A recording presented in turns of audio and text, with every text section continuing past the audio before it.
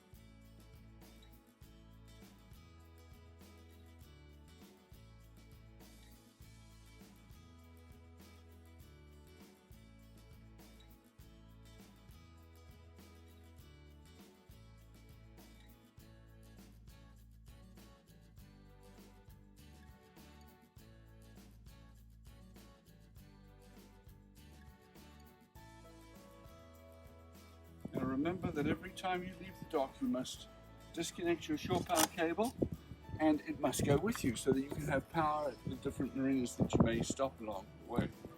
So this is undone by twisting it and pulling it out. Before we do that, we should switch the power off, which is underneath the chart table. You'll see a panel there. You switch that breaker off, and then you can come down here, give it a twist, anti-clockwise twist, and pull out. And you can see that the shore power cable has got a spur on the top, so that there's no ways that you can put it on incorrectly. So you put that in with a spur on top and you twist, and you'll have a good connection. Right, we're here at the helm's position, which is on the port side quarter, and we're going to start the motor. First of all, get it at the 12 o'clock position and push that center button in. So in, and that gives yourself a little bit of throttle to start with. Then down here you have a push button start system. You'll need the power to be on, so the top left hand corner, that button gets depressed and held for a few seconds, and you wait until it beeps twice, and once it does that you push that button. You hit 2 soft beats and away we go. We probably needed a bit more throttle, but there we have it. Now we warm up at 1500 RPM. We like to run the engine at no more than 2400 when you're running it, and certainly when you're going to work with the anchor and just let it warm up and run at 1500 and get some charge back into the batteries. So to slow it down and stop, bring it back, that slows it down, and then come across here to stop, hit the bottom right hand corner and press stop. And hold it down until it stops, and hold it down for 3 more seconds, and you'll see the LCD display switches off, and then you'll know that the ignition is in fact off. The life ring, the standard life ring, and it's got 15 meters of line which is deployed with it, so should somebody fall over, you're still attached to the boat. Just undo that loop off the top and throw the ring at the poor person. And you also have a Dan buoy which just drops into that slot, which also gets thrown at the same time, and that will help get you back to where the person was when they fell over. Right, we're on the foredeck of Sante, and the windlass remote, strange enough, is in the forward cabin. So you have to open up the forepeak hatch and take the remote out and pass it to your person on the deck. Now, very straightforward. You start the engine and you run it at 1500 RPM, and especially if you've been at anchor overnight and the battery condition is low, please run it for a good 10 minutes to bring that voltage up so that we don't hurt the anchor windlass or the batteries. So here we are. We've been running it for a while at 1500, and you've got an up and a down button. There it is, and up. So not much to it. Here we are. While we're doing this demo, it's gone jammed in there, which is a good learning opportunity. So I'm going to go down. There we are. Normally, while the anchor is there, you'll have some tension on it, so it won't jam. There we are, and that's it. If it does jam, you can drop a winch handle in that, undo the top, and it'll freewheel. You only have 60 feet of chain, but you've got a huge amount of anchor road, so get your 60 feet down, and then you can play the actual range, your range with rope. And it is marked in yellow, so if you look into the locker, you can see the yellow links there. A size locker on each side, and in this one, up in there, you've got top-up oil. You have a heaving line, a dinghy pump, and some cockpit seats. Let's have a look at the other side.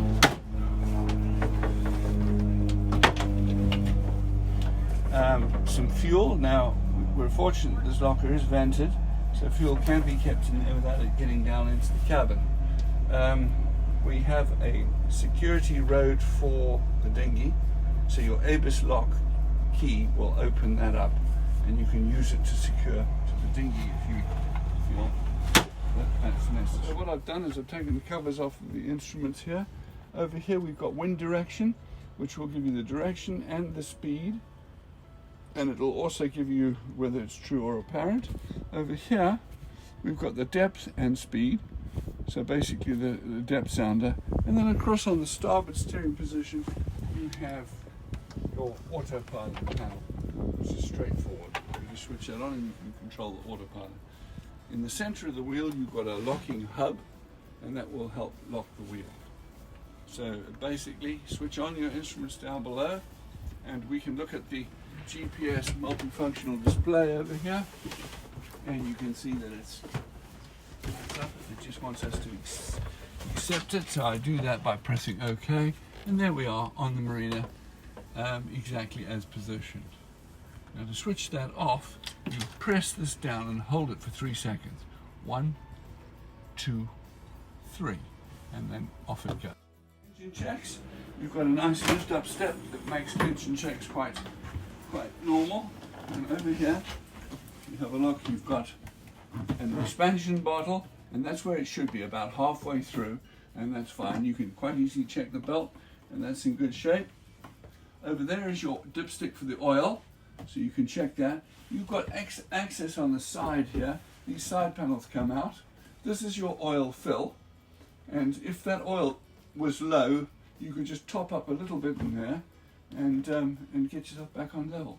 So there you have it. Just two things to check: your water and your oil. What I'd like you to make is for the engine saltwater strainer, and this is where it is, starboard aft cabin, behind this panel, and there, down there, you can see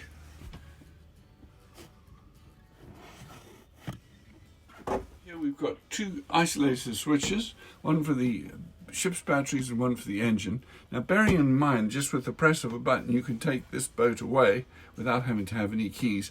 It's advisable to switch off the engine and have that out there so nobody can just press buttons and steal your boat. And of course you do have an isolator for the ship's batteries as well.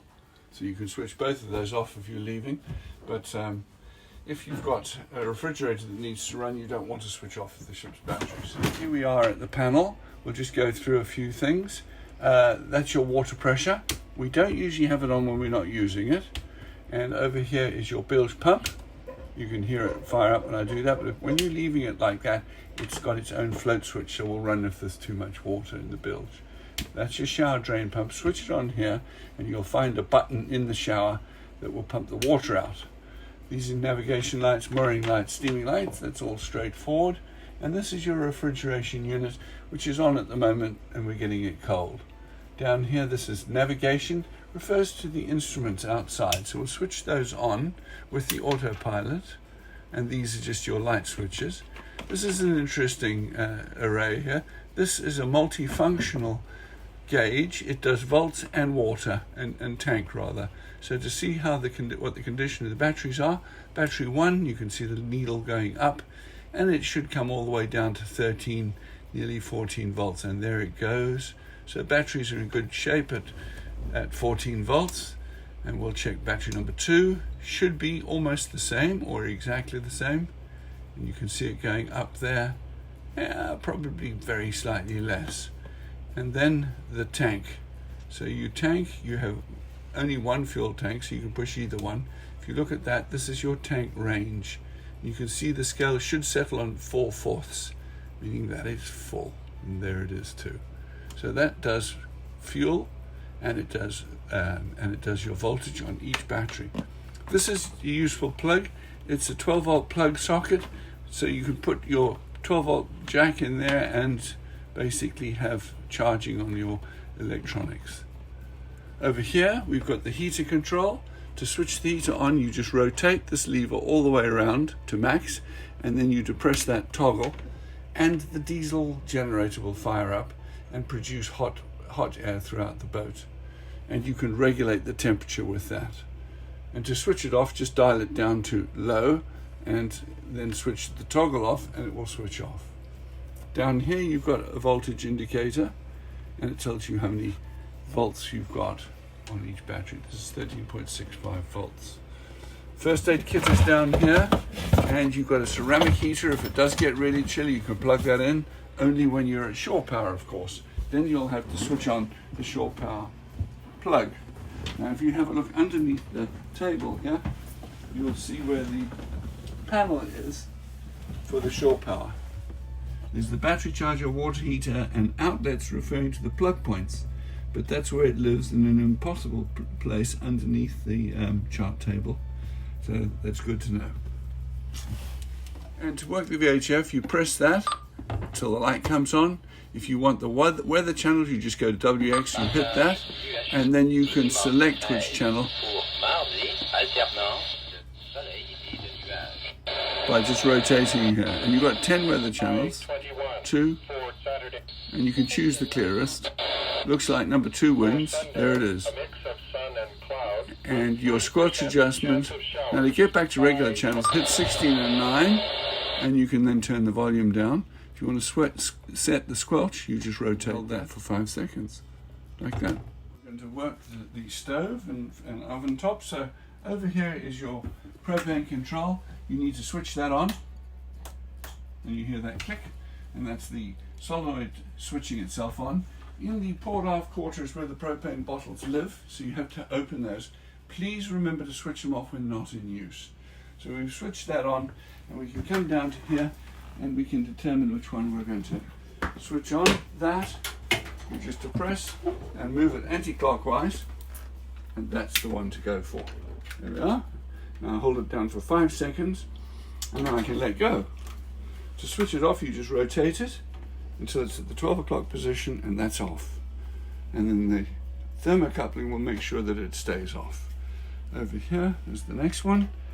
Twist in, depress, and there we are. That's it. Good. And I'm holding it for a few seconds, and I can let go. And again, rotate it to 12 o'clock position 2. And switch off. Now this is the oven. To operate the oven, open the door, like that. And I like to take this tray off so I can see what I'm lighting. There we are. You can see the thermocouple, the ring, and it is only an oven. It doesn't have a broiler. So what I'm going to do is depress that and turn it. And there we are. Now I've got to hold it while this little thermocouple gets warmed up. And that's a full ring. And I can let go, and it'll stay lit. Rotate it to 12 o'clock, and it will switch off. And we can slide our tray back. That's it. And then this goes up, and you do have a gimbal lock at the bottom, so that allows it to sway if you want to cook at sea. If not, just move that in so it engages in that little block of wood, and that will be nice and firm. I'm in the head. And the first thing that we notice is this rubber button. That is your shower drain pump. and you just press that after having a shower, and it pumps all the water out, gets rid of your shower water. Over here is a standard toilet. We're in the dry bowl position. You can see the black lever is over to me, towards me, and it's where the dry bowl position is. So in pumping that, I'm just going to give pumping without water. We want water, we put it onto that side, and it will now pull water in, and you can hear it pulling the water in. And the more times you pump, the cleaner the toilet will be. So pump it several times, but remember, when you finish, leave it on the dry bowl and pump it dry again, like that. And that's all there is to that. Now we're going to find out where the fire extinguisher is, the one here in the galley, and I believe there's one in the fore cabin, if we go and look for that. There's the second one up in the fore cabin, and over there we have the heads. What we didn't touch on was the holding tank and how to pump out. So if we scan across here, there's pump out holding tank, and he's requesting you do that twice daily. All you do there is just plug this handle in and you pump. Just nice easy pumps like that, and that empties the holding tank. You don't have to open any valves or anything, you just pump away, and that keeps it nice and empty and nice and clean. Handle goes right there. Thank you so much for watching our short video presentation.